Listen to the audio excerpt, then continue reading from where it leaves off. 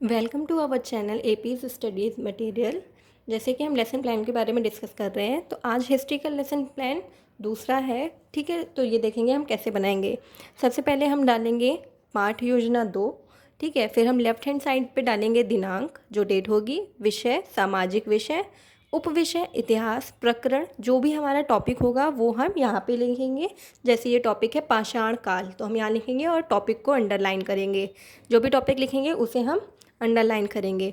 Right hand side पे हम लिखेंगे कक्षा, क्लास जो भी क्लास होगी, जिस क्लास का भी है वो लिखेंगे। चक्र, पीरियड जो भी होगा वो लिखेंगे। अवधि लिखेंगे। टाइम जो भी होगा 30 मिनट्स, या फिर आपके स्कूल कॉलेज में जो भी बताया गया है उसके अकॉर्डिंग लिखेंगे। 35 या 25 या जो भी बताया गया है उसके अकॉर्डिंग यहाँ पे लिखेंगे। ठीक है, फिर आ जाता है हमारा सामान्य उद्देश्य।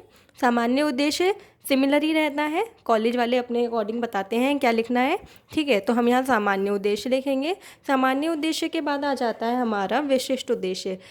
विशिष्ट उद्देश्य में आएगा ज्ञानात्मक उद्देश्य। यहाँ पे ये ध्यान रखेंगे कि जो टॉपिक होगा वो हमारा बीच में आएगा। जैसे कि ज्ञानात्मक उद्देश्य में लिखा है, छात्रों को यह ज्ञान प्राप्त होगा कि किस प्रकार इतिहास में पाषाण काल, किस प्रकार समाज का दृष्टिकोण बदला। ठीक है, तो जहाँ पे ये आएगा वहाँ पे ये टॉपिक चेंज हो जाएगा, जो भी हमारा टॉपिक होगा वो आ जाएगा। ठीक है, नेक्स्ट हम देखते हैं, हमारा आएगा बोधात्मक उद्देश्य। बोधात्मक उद्देश्य में भी ध्यान देंगे, हमने यहाँ पाषाण काल लिखा है, जो टॉपिक होगा जिस टाइम पे वो यहाँ लिखा जाएगा। जैसे छात्रों को यह पाषाण काल अगर सरल हो तो किस प्रकार यह मानव का कल्याण करता है। ठीक है, फिर आ जाता है हमारा अनुप्रयोगात्मक उद्देश्य। यह मनुष्य द्वारा ही अच्छे कर्म करके दूसरे मनुष्य को किस प्रकार सुख व शांति प्रदान कर सकता है। अनुप्रयोगात्मक उद्देश्य के बाद आ जाता है सहायक सामग्री। सहायक सामग्री जो भी हम टीचिंग के टाइम पे यूज़ करते हैं चीज़ें वो लिखते हैं, जैसे मार्कर, डस्टर, चार्ट, पॉइंटर, ठीक है, रोलर बोर्ड और जो भी चीज़ होती है।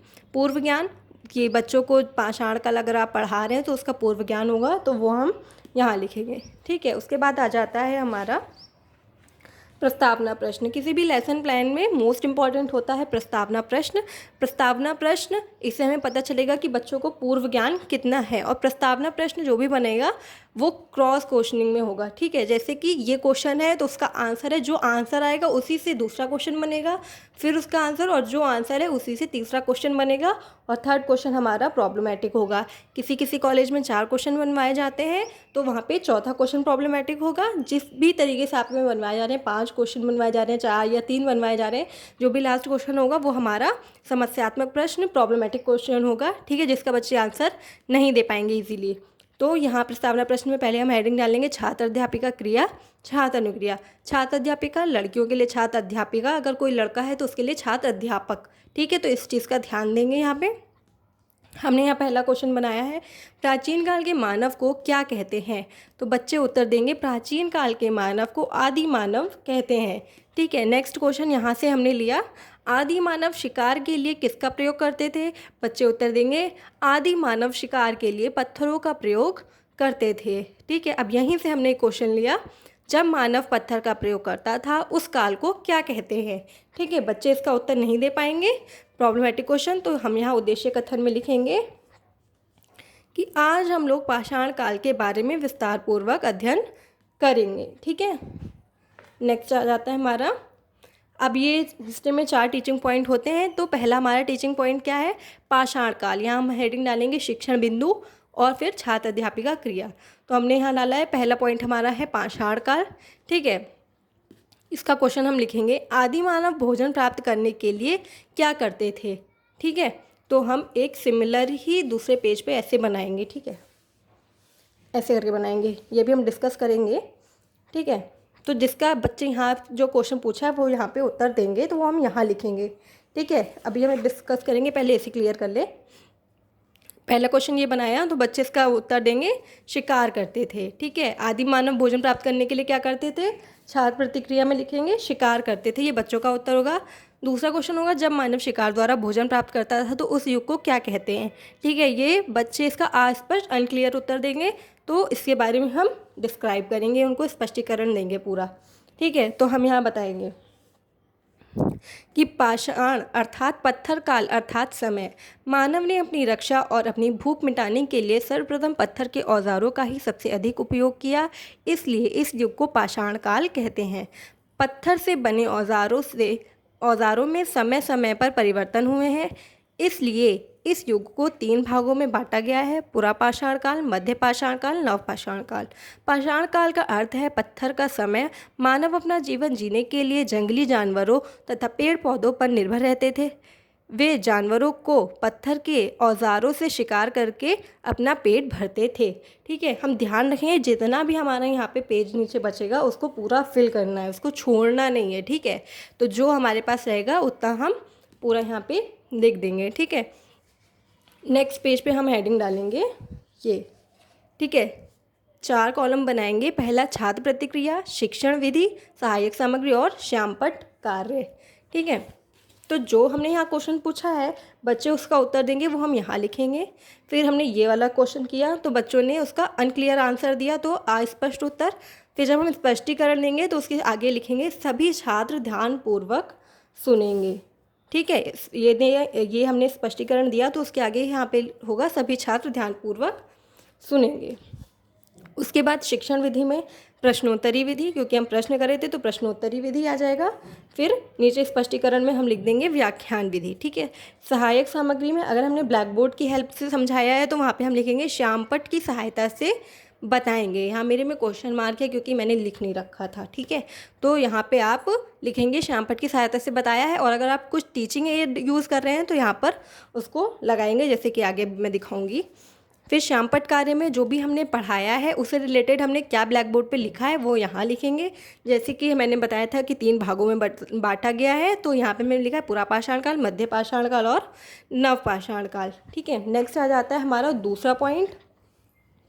दूसरा पॉइंट भी हम ऐसे ही बनाएंगे, पहले लिखेंगे शिक्षण बिंदु, फिर छात्र अध्यापिका क्रिया। दूसरा पॉइंट है हमारा पुरापाषाण काल। तो हमने पहला प्रश्न किया बच्चों से पाषाण काल को कितने भागों में बांटा गया है, जो हमने पहले पढ़ा है उसी से यहाँ पे एक क्वेश्चन बनाएंगे तो बच्चे बताएंगे इसका आंसर। फिर यहाँ पे लेंगे पुरापाषाण काल के बारे में आप क्या जानते हैं, बच्चे अनक्लियर उत्तर देंगे और हम यहाँ पे क्या करेंगे स्पष्टीकरण देंगे।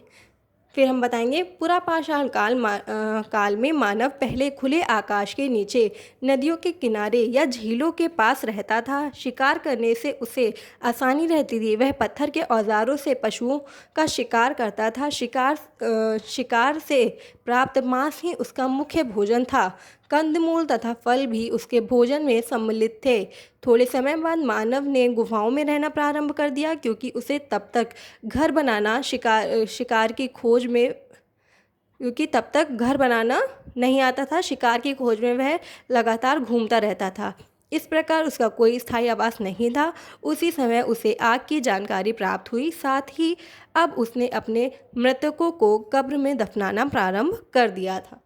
ठीक है, ये हम स्पष्टीकरण देंगे। फिर उसके बाद हम यहाँ बनाएंगे ये 4 कॉलम, छात्र प्रतिक्रिया, शिक्षण विधि, सहायक सामग्री और श्यामपट्ट कार्य। तो जो हमने प्रश्न यहाँ पूछा था, ठीक है, पाषाण काल को कितने भागों में बांटा गया, यहाँ बच्चे उत्तर देंगे उनका 3 भागों में। फिर सेकंड क्वेश्चन जो पूछा उसका अस्पष्ट उत्तर, ठीक है, यहाँ लिखेंगे। फिर जब स्पष्टीकरण दिया तो हम यहाँ बताएंगे सभी छात्र ध्यानपूर्वक सुनेंगे। ठीक है, फिर शिक्षण विधि में आ जाता है हमारा प्रश्नोत्तरी विधि, व्याख्यान विधि। स्पष्टीकरण के सामने लिखेंगे व्याख्यान विधि। सहायक सामग्री में हमने श्यामपट्ट की सहायता से बताया। ठीक है, ज़्यादातर कोशिश करेंगे कि हर टीचिंग पॉइंट जहाँ पे भी सहायक सामग्री होगा वहाँ पे हम अपना एड लगाएं। ठीक है, अगर नहीं है तो हम श्यामपट्ट की सहायता से बताएंगे। तो ये लिखेंगे श्यामपट्ट कार्य में जो भी हमने पढ़ाया उससे रिलेटेड जो ब्लैक बोर्ड पे लिखेंगे वो यहाँ लिखेंगे। खुले आकाश के नीचे नदियों के किनारे या झीलों के पास रहते थे। ठीक है, तो वो हम यहाँ लिखेंगे। अब नेक्स्ट आ जाता है हमारा थर्ड टीचिंग पॉइंट। क्या है थर्ड टीचिंग पॉइंट? है हमारा मध्य पाषाण काल। तो पहले हेडिंग डालेंगे शिक्षण बिंदु, फिर छात्र अध्यापिका क्रिया। ठीक है, मध्य पाषाण काल के बारे में हम बताएंगे। तो अब पहले क्वेश्चन जो हमने बताया बनाएंगे, आग की खोज किस युग की महान उपलब्धि थी? ठीक है, बच्चे उत्तर देंगे। फिर हम लिखेंगे मध्य पाषाण काल के बारे में आप क्या जानते हैं? तो बच्चे अनक्लियर उत्तर देंगे। अब हम नीचे स्पष्टीकरण देंगे। ठीक है, तो हम स्पष्टीकरण देंगे। मध्य पाषाण काल के औजार पुरापाषाण काल की उपेक्षा आकार में छोटे हो गए। इस समय प्रकृति में अनेक परिवर्तन हुए जिसका प्रभाव मानव जीवन पर पड़ा। नई परिस्थितियों से तालमेल बैठाने के लिए उसने छोटे उपकरण बनाना प्रारंभ किया। जलवायु पहले की अपेक्षा गर्म हुई, फलस्वरूप जहाँ बर्फ जमी थी वह पिघल गई। पृथ्वी की उर्वरक शक्ति का विकास हुआ तथा घास एवं वनस्पतियों के मैदान विकसित हुए। घास को खाने वाले छोटे जानवर जैसे हिरण, खरगोश, भेड़, बकरी आदि पैदा हुए।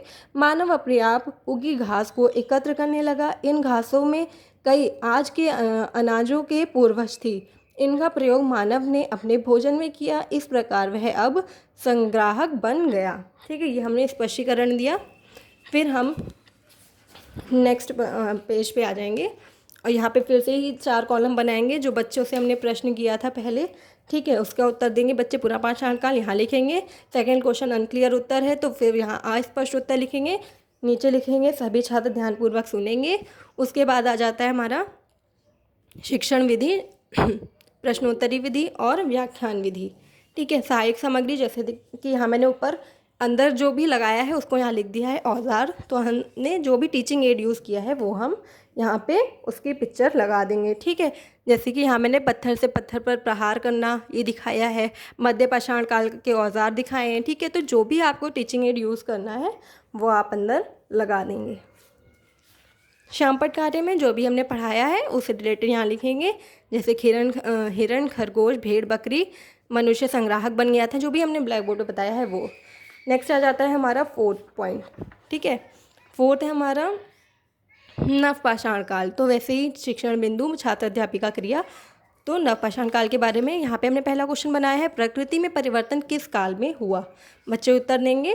नेक्स्ट क्वेश्चन आ जाएगा हमारा, नवपाषाण काल के बारे में आप क्या जानते हैं। बच्चे अनक्लियर उत्तर देंगे। तो अब हम यहाँ पे नीचे क्या करेंगे, स्पष्टीकरण देंगे। मानव ने जब से भली भांति खेती करना प्रारंभ कर दिया तभी से नवपाषाण काल प्रारंभ होता है। खेती के कारण मानव अब भोजन संग्राहक से भोजन उत्पादक बन गया था। इस समय उसके पत्थर के उपकरण अधिक उपयोगी एवं सुडौल थे। हत्थेदार कुल्हाड़ी एवं हंसिया इस समय के महत्वपूर्ण औजार थे। खेती के साथ पशुपालन भी प्रारंभ हुआ। पशुओं का प्रयोग मांस व दूध प्राप्त करने के लिए किया जाता था। मानव अब अपने खेतों के आसपास मिट्टी के घरों एवं घास फूस के छप्पर वाले घरों में रहने लगा। धीरे धीरे ये बस्तियां गांव बन गई। अब ये मिट्टी के बर्तन बनाना भी जान गए थे। बर्तनों पर नक्काशी एवं चित्रकारी में रंगों का प्रयोग होने लगा।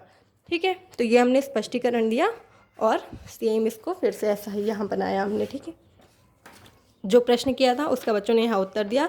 मध्य पाषाण काल, सेकंड क्वेश्चन अनक्लियर उत्तर तो अस्पष्ट उत्तर। फिर नीचे सभी छात्र ध्यानपूर्वक सुनेंगे। शिक्षण विधि, प्रश्नोत्तरी विधि, व्याख्यान विधि नीचे लिखेंगे। फिर टीचिंग एड में हमने क्या यूज़ किया है, नवपाषाण कालीन औजार दिखाए हैं तो वो हमने यहाँ पे लिखा है ऐसे। जो भी हम टीचिंग एड यूज़ करेंगे उसको हम पूरा यहाँ पे दिखाएंगे। नवपाषाण कालीन औजार तो हमने यहाँ पे ये लगा दिया है। ठीक है, श्यामपट्ट कार्य में जो उत्पादक बन गया था या हत्थेदार कुल्हाड़ी एवं हंसिया, जो भी चीज़ें मेन होंगी उनको हम श्यामपट्ट कार्य में लिखेंगे। इसके बाद आ जाता है हमारा नेक्स्ट बोधात्मक प्रश्न। तो 4 टीचिंग पॉइंट है तो 4 ही प्रश्न भी बनेंगे बोधात्मक। ठीक है, पहला हमने पहले टीचिंग पॉइंट से लेंगे, पाषाण काल को किन 3 भागों में बांटा गया था, नाम बताइए। ठीक है, नेक्स्ट आ जाता है हमारा पुरा पाषाण काल में मानव का मुख्य भोजन क्या था।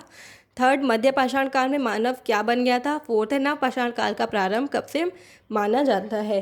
तो अगर 4 टीचिंग पॉइंट है तो चारों से ही एक एक क्वेश्चन लेंगे। फिर आ जाता है हमारा नेक्स्ट श्यामपट्ट कार्य। श्यामपट्ट कार्य में लेफ्ट हैंड साइड पे हम लिखेंगे दिनांक, विषय, उपविषय, प्रकरण, पाषाण काल और उसको हम अंडरलाइन करेंगे।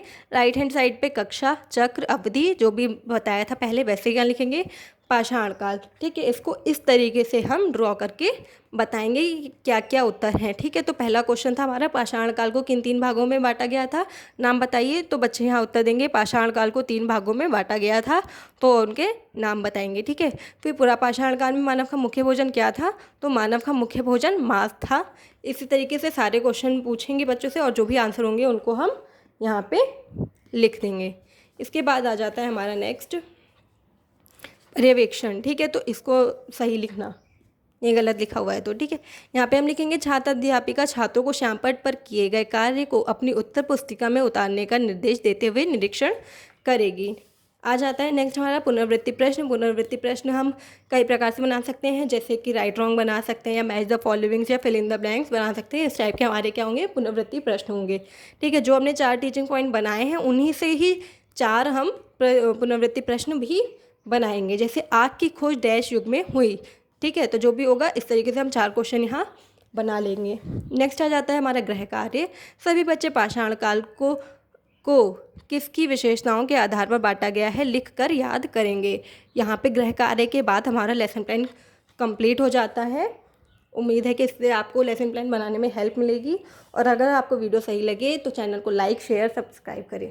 Thank you.